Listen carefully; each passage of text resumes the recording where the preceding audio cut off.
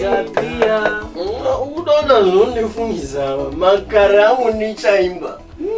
Azati ndogona kuimba kudarika vapfana vesa. Ndaiti ndikasvika pachikoro naingosvika sondoti kumabhebhi machinda namakero musadye michero motoudza mikero abhadhare mitero. Ndoti ndinodhiraivha pachero ndinoda magero ndikaona magero ndinoridza pero sofonika riropo ndichi hello Bibi rema paya kumarino vanhu nokuti lockdown yanzi vanhu vachifamba vakutanga uda kutishanyira panapa. Nhasi hatina sadza tine doro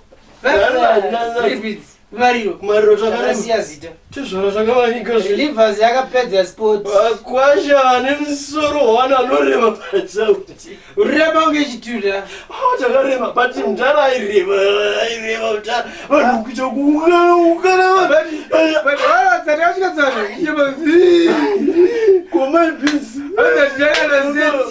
vangu vafira nhamo tinhamo toda igadzirisa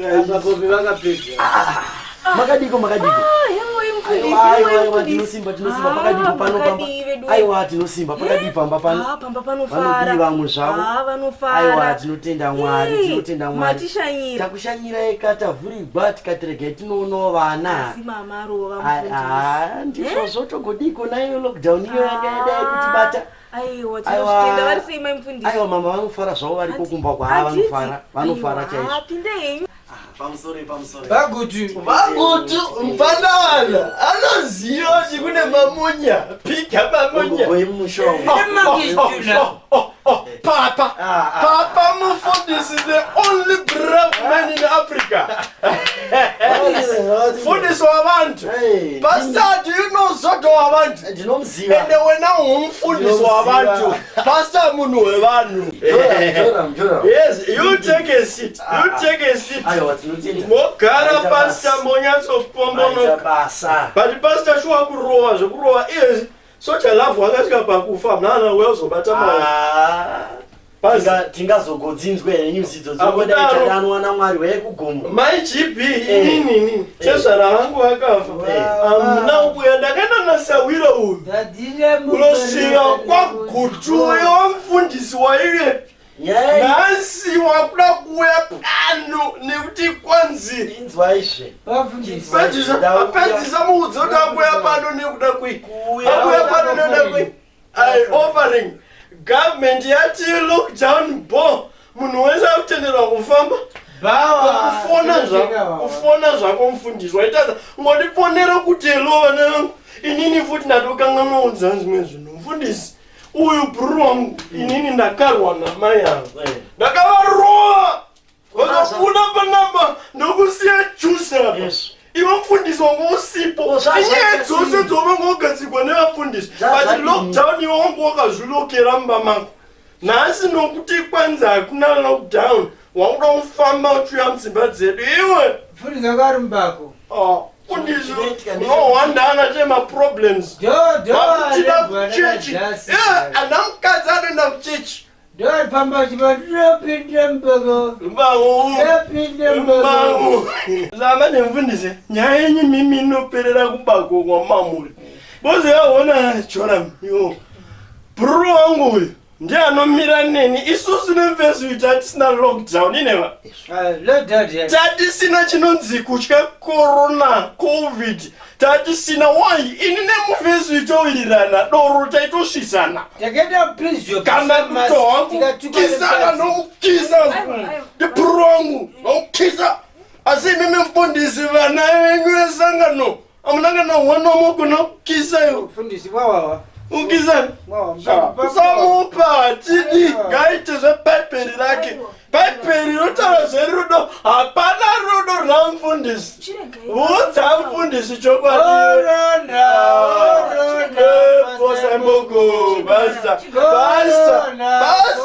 basa achidwa chanogona ngosiya wachitira pani hani maijoramu kuti namatira ungotenda mwari kuti mumurimera mwana munhu wanakarohwa necorona toimba futi we bless your name Oh, Mighty God. Ah, ila nywani. Bow It's a grievance. Watema muti wake. Watema mutiwa. Yeah, Watema mutiwa. Bless us. Ufundisi, pray. Namatai babale kama esadoro pasi. Iwe majibi, uya ugwalama mfundisi. Wati rowe ne maraba sata la mandelebo shata bali. Yeah, God,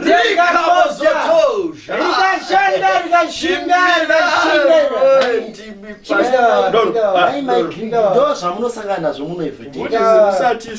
Hatisori ba. Zvino shoko randinoverenga rinondiudza muna John 3 chapter number 3 verse ya 16. Inoti nokudaro Mwari wakada nyika. God so loved the world that he gave us his only begotten son. Nokuzara kwayo vakatipa mwanakomana wavo anova Jesu Kristu. Kuzipewa Jesu Kristu wakauya ukafira isu. Jesu wakafira isu. Aba unorehwe iwe nesu. Kobvirwe tese. Iwe nesu. Havana kudiscriminata. Nemhuri yangu. Havana kudiscriminata kuti mai green beans chete, Joram chete, kana baba green beans. Vakaisa munhu wose ipapo. Chitai pastor tigomwa Holy Communion. Tinoda kuti tizive chinhu ichi. Mwari havambofeva kurasai nokuti maumwawo. Maumwa vanongoramba vachikudai.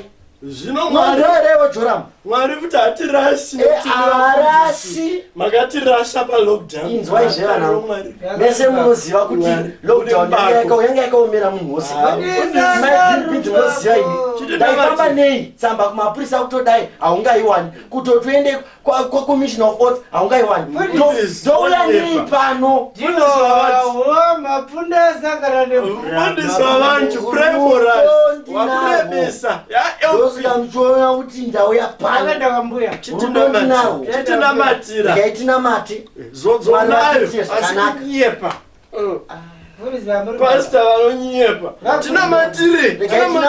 Tinamatiri. Mwari tinokutendai. Masikati ezuva ranhasi. Yes, Lord. Nemhuri iri pano Mwari. Jesus. Kunyangwe zvaitika Mwari ndimavona. Chandavinga pano Mwari ndauya norudo.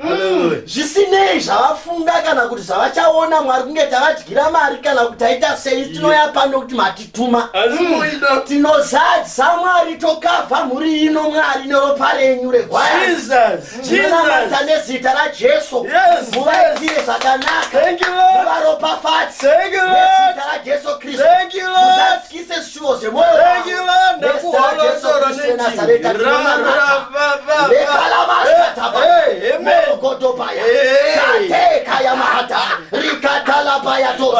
Mazita Mwari, mazita Ishe madzishe, mambo madzimambo nezita raJesu.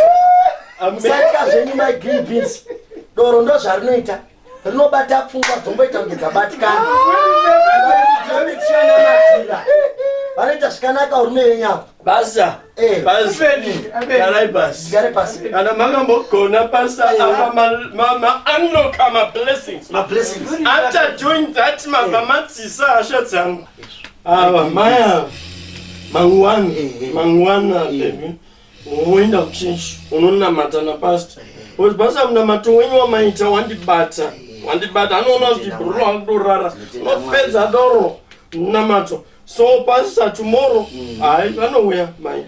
Mangwana ndozuva redu rekutanga kusangana. Sunday kutanga. Pa lockdown. Lockdown yaisumbu nomotocho. In numbers. Vanobata nguva. Nekuzonamata. Vanouya, vanhu pastor vanhu vane chireve. Vese vanhu vanga vasipo. Vanga vakafamba. Vari kudzoka. Pastor mune shoko renguva. Rakavamirira. Miracles mchiri urova here. Jesu ari kudzoka. Miracle hombe Jesu Kristu. Kuuya kwa Kristu. Isusu tiri kuuyawo. Mangwana ndikamuka ndiripo ndisina baba rasi. ndouya mobva mandiudzira munhu anogarira pasiti riri next nemukadzi wangu kuti baba vari kuuya. Aiwa. Mosiya 3 masits rangu ramai nerasawira. mudzimai wake akadawo kuuya but vanonetsa maidhunda vanonetsa achavamatira zvinoita zvakanaka. zvakanaka vajoramu zvakanaka chochocho inini ndandakuoneka kuti ndiende. Afusana bonto yakuya. Good went. Fundisi uindorana. Fundisi come out. Munotitendera. Sara zvakanaka. Come out. Mwari varambe vachikuitirai zvakanaka. Murambe muchinamata. Fundisi muvanamatire vanhu ivava. awakona vatorwa simba.